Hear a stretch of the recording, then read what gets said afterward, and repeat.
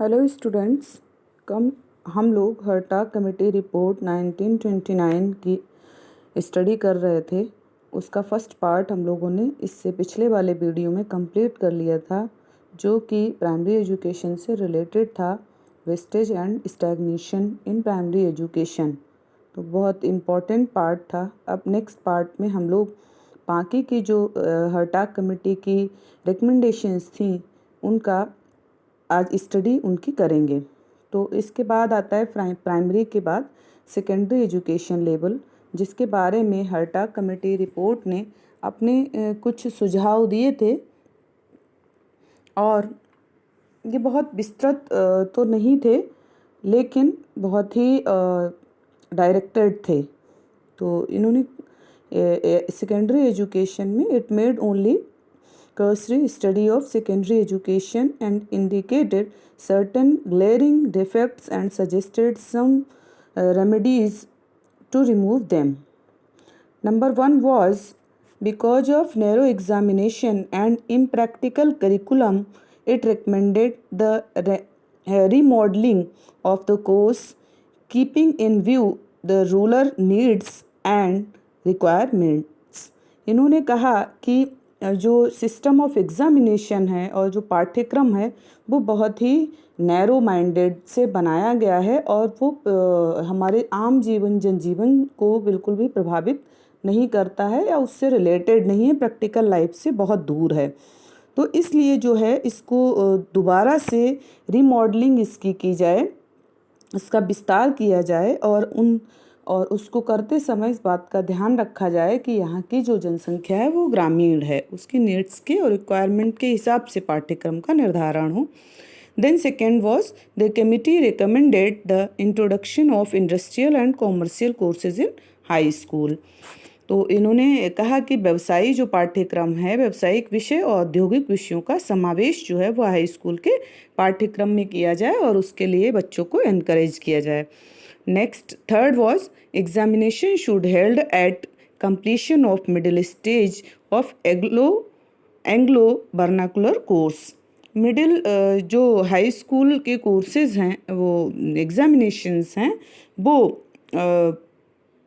पूरा होने के बाद ही कोर्स कंप्लीशन हो जाए, जब मिडिल स्टेज उसके बाद ही कराए जाने चाहिए, जो कि द्विभाषी हों, जो अंग्रेजी और भारतीय दोनों भाषाओं के होने चाहिए।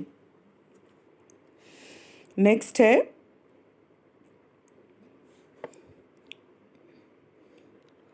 There should be improvement in quality of training colleges. इन्होंने कहा कि जो क्वालिटी ऑफ ट्रेनिंग कॉलेजेज है वो बहुत लोअर है और इससे बहुत अच्छे टीचर्स को लाना संभव नहीं है, इसलिए ट्रेनिंग कॉलेजेज की दशा में सुधार किया जाए, जिससे कि जो प्रशिक्षण विद्यालय हैं उनमें शिक्षण विधियों का नवीनतम प्रयोग करके अच्छे टीचर्स को उनमें टीचर्स को प्रमोट किया जा सके, उनको अच्छा किया जा सके ट्रेनिंग के माध्यम से और आने वाले टीचर्स को अच्छी ट्रेनिंग मिल सके।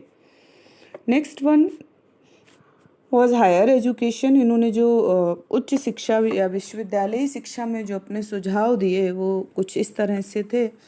इन्होंने कहा कि affiliating universities should be established along with unitary residential। इन्होंने कहा कि उच्च शिक्षा प्रदान करने के लिए एक शिक्षण एवं एकात्मक विश्वविद्यालय सर्वोत्तम होते हैं। जो टीचिंग है और जो यूनिटरी सिस्टम है उसको लेकर के आया जाए, लेकिन जो भारत की परिस्थितियां हैं उनमें अभी एफिलिएटिंग विश्वविद्यालय की ही पर्याप्त समय तक आवश्यकता होगी। अतः देश में दोनों प्रकार के विश्वविद्यालय जो हैं वो उनको प्रोत्साहन दिया जाए। Next one was updating teachers. Updating teacher are important. इन्होंने कहा कि शिक्षा के अगर विस्तार हमें करना है, उसको स्तर को उच्च करना है, तो टीचर्स को समय समय पर अपडेट करते रहना जरूरी है। The universities should concentrate on improving the standard of teaching. Next है honors course. Honors course should be introduced in selected universities, इन्होंने कहा कि कुछ सिलेक्टेड यूनिवर्सिटीज़ में ऑनर्स कोर्स को स्टार्ट किया जाए। ऑनर्स कोर्स की सफलता के लिए जो है विश्वविद्यालय और उससे संबद्ध कॉलेज के शिक्षकों पर एक सम्मिलित उत्तरदायित्व तो उन्हें सौंपा जाना चाहिए। नेक्स्ट है technical education should be introduced in higher education level. Next one was departmental examination should be held for promotion. इन्होंने कहा कि डिपार्टमेंटल एग्जामिनेशन कराया जाए चाहिए जिससे कि टीचरों को प्रमोट किया जा सके और अच्छे शिक्षक विश्वविद्यालयों को मिल सके। इसके अलावा इन्होंने विश्वविद्यालय में उत्तम पुस्तकालयों की व्यवस्था हो, अच्छी लेबोरेटरीज़ हों और रिसर्च वर्क पर अच्छे से ध्यान दिया जाए, इसकी रिकमेंडेशन भी इन्होंने इसमें की थी। और ये भी कहा था कि विश्वविद्यालय के जो प्रवेश के नियम हैं उनको कड़ा कर देना चाहिए, केवल उन्हीं छात्रों को प्रवेश मिले जो कि उच्च शिक्षा ग्रहण करने की योग्यता रखते हों। नेक्स्ट इन्होंने कहा था कि स्नातक की योग्यता के अनुकूल जो नौकरियां हैं उनको सहायता देने के लिए रोजगार कार्यालयों का सृजन किया जाना चाहिए, यानी कि यूनिवर्सिटीज़ में एम्प्लॉयमेंट ब्यूरो इस्टेब्लिशमेंट उनकी की जाए, उनको खोला जाए, उनकी ओपनिंग हो जिससे कि स्नातक स्तर के विद्यार्थियों को रोजगार मिलने में आसानी हो। नेक्स्ट कुछ अदर रिकमेंडेशंस इन्होंने दी थी वो कुछ इस तरह से हैं। कुछ इन्होंने वुमेंस के लिए दी थी, representation should be given to ladies in all local and educational bodies. Number 2, more primary and high schools should be established for girls.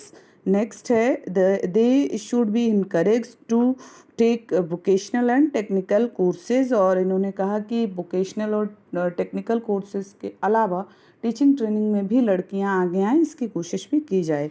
और नेक्स्ट पॉइंट है आपका हरिजन और मुस्लिम एजुकेशन, इस पर भी इन्होंने कुछ कहा। पहली चीज़ तो इन्होंने इसमें ये कही कि जो हरिजन की एजुकेशन है उसको उनके लिए अलग विद्यालयों की कोई व्यवस्था ना हो, जो लोग पढ़ रहे हैं उनके साथ ही उन्हें रखा जाए जो और लोग हैं साथ में, और उनको इससे जो है समाज में सहभागिता उनकी बढ़ेगी। इसी तरह इन्होंने ये भी कहा कि मुस्लिम एजुकेशन के लिए भी सेपरेट स्कूल्स नहीं खोले जाने चाहिए, बल्कि मुस्लिम्स को भी और लोगों आम जो हिंदू और अदर रिलीजन्स के जो लोग हैं उनके साथ ही शिक्षा व्यवस्था यानी कि सबकी एक जैसी होनी चाहिए, ना कि सबके लिए अलग अलग स्कूल कॉलेजों की व्यवस्था की जाए।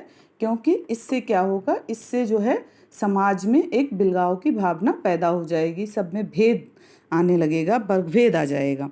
तो पहली रिकमेंडेशन थी इनकी इसमें, it recommended that Harijans should not be educated in separate schools but together along with other people.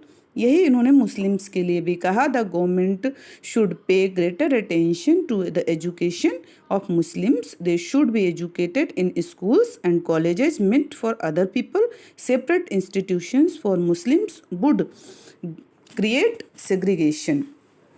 तो इस तरह से ये कुछ जो रिकमेंडेशंस थी वो हर्टाग कमेटी ने दी थी। तो इसके मूल्यांकन के तौर पर हम ये कह सकते हैं कि जो हर्टाग कमेटी है इसकी इम्पोर्टेंस बहुत ज़्यादा रही इंडियन सिस्टम में, और इसका मिक्स्ड जो इवैल्यूएशन किया गया वो मिक्स्ड था। एक तरफ क्योंकि इसने कहा कि गुणात्मक शिक्षा का प्रसार किया जाए, संख्या पर बल ना दिया जाए, तो इसका विरोध कई लोगों ने किया, ये कहकर किया कि ये इसलिए गुणात्मक शिक्षा की बात कर रहे हैं कि भारत में एजुकेशन सिस्टम का प्रसार जो लोग ज़्यादा से ज़्यादा लोग पढ़ रहे हैं उसको ये रोकना चाहते हैं। तो थोड़ा इसका प्रभाव भी हुआ कि संख्यात्मक विस्तार एकदम 1947 तक रुक गया भारत का। तो गुणात्मक पर जोर देने के लिए इन्होंने संख्या विस्तार एक तरह से रोक दिया था, तो इसकी यहाँ पर निंदा की गई थी।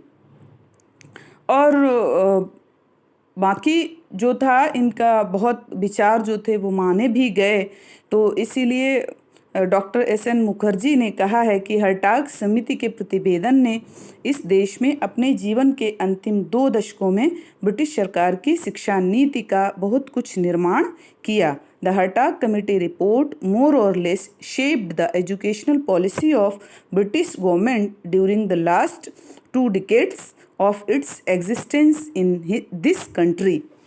Doctor SN. मुखर्जी। तो उन्होंने सही कहा कि जो रिकमेंडेशंस इसने दिए थे वो 2 दशकों तक रहे, उनका असर रहा, और एजुकेशनल पॉलिसी जो थी वो कहीं ना कहीं इस कमेटी से बहुत हद तक स्पष्ट हो गई थी ब्रिटिश गवर्नमेंट की। तो ये थी आपकी हर्टाग कमेटी की रिकमेंडेशंस। इसने बहुत अच्छा काम किया, प्राथमिक शिक्षा के लिए बहुत हद तक एक दिशा दी ब्रिटिश एजुकेशन सिस्टम को, जो वो इंडिया के लिए फ्रेम कर रहे थे। उसके बहुत हद तक हर्टाग कमेटी से दिशा मिली, खासकर प्राइमरी एजुकेशन में।